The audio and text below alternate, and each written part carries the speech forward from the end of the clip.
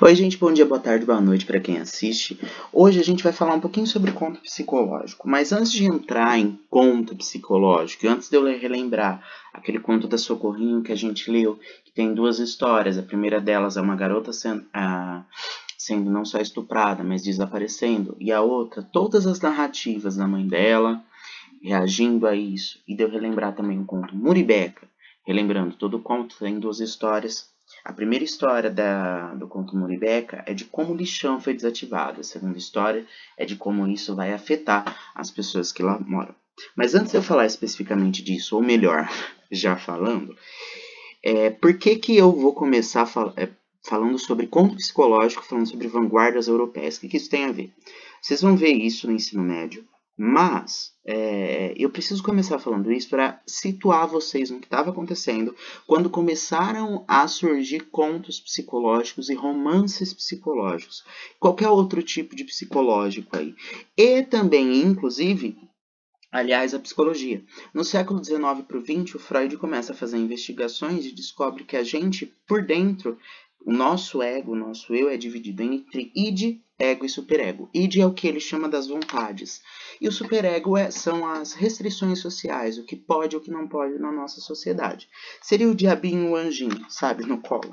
Então, e aí, enquanto o Freud está falando isso na psicologia, eu tenho Marx estudando a sociedade, falando que a superestrutura, o sistema no qual a sociedade está inserido, no nosso caso o capitalismo, ele também molda a sociedade. E, ao mesmo tempo, tem o Saussure falando que o sujeito é submetido a um sistema linguístico que é anterior a ele. Nós não podemos criar nenhum tipo de fonema, a gente já falou disso aqui. Os fonemas do português eles existem anteriormente a nós. Claro que existem variações e mudanças linguísticas, a língua não é estática, ela muda, ela varia e pode mudar e muda no decorrer do tempo, mas isso é uma questão social, não é individual.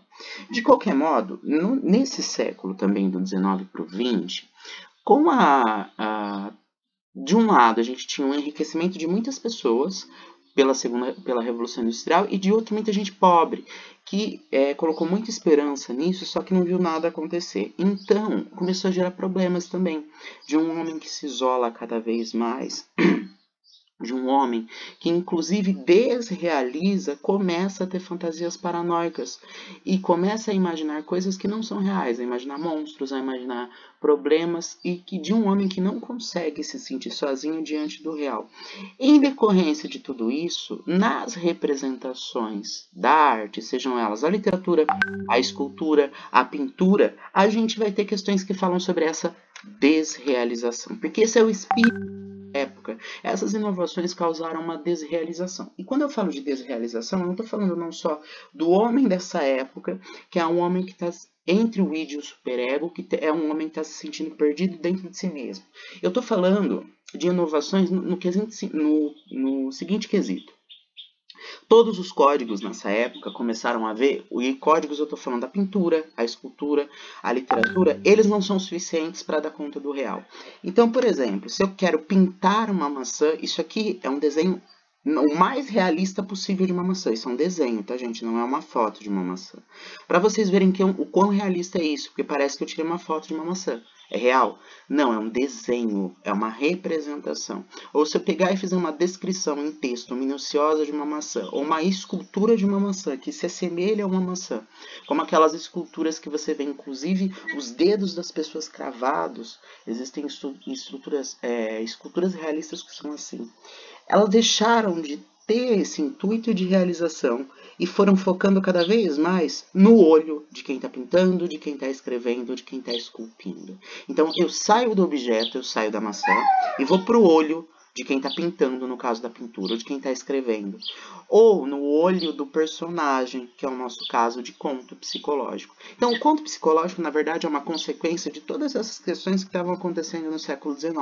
Desse espírito de época de desrealização, de eu sair, de eu achar que eu não consigo mais representar a realidade, seja ela na pintura, na escultura, na literatura, e também de um homem que naquela época se vê entre as suas vontades e aquilo que ele realmente quer fazer e se vê meio paranoico diante da Revolução Industrial que não deu certo, tá? Isso o homem europeu, tô falando.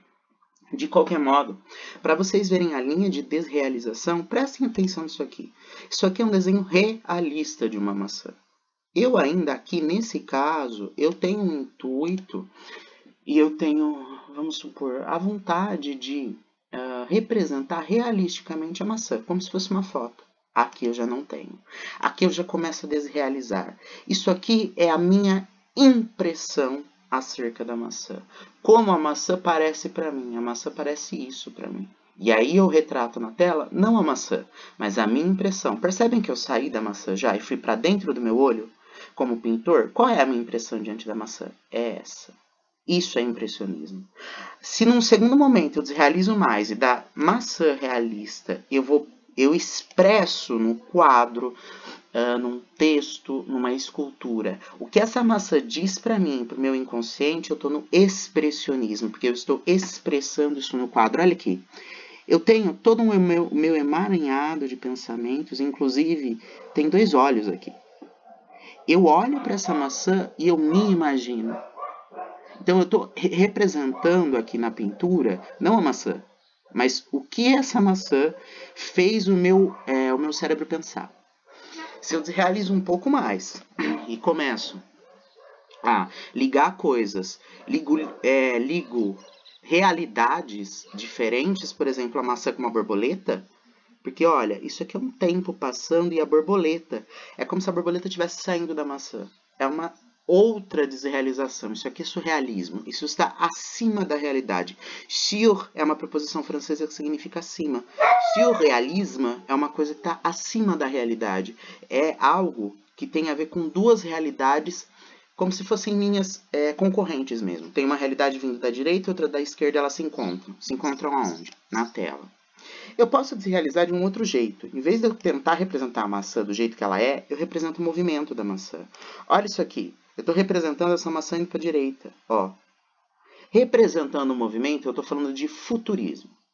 Ou eu posso querer representar, dar uma volta em torno dessa maçã e representar num único plano todos os lados dela. Olha, aqui eu estou do lado mais claro, em que está batendo muito a luz. Aqui no mesmo plano, no lado mais escuro, aqui é onde a maçã está mais madura. E tudo isso num plano só. Isso é cubismo. Todos essas vanguardas europeias são processos de desrealização, que eu saio da representação realista e eu vou para dentro do pintor, para a impressão dele, a partir daquela maçã, para o que aquela maçã expressa dentro dos sentimentos, para uma outra realidade, para movimento, ou para vários cubos colocados um do lado do outro. Bom, para ficar um pouco mais claro tudo isso que eu estou falando, vamos dar um exemplo em quadros.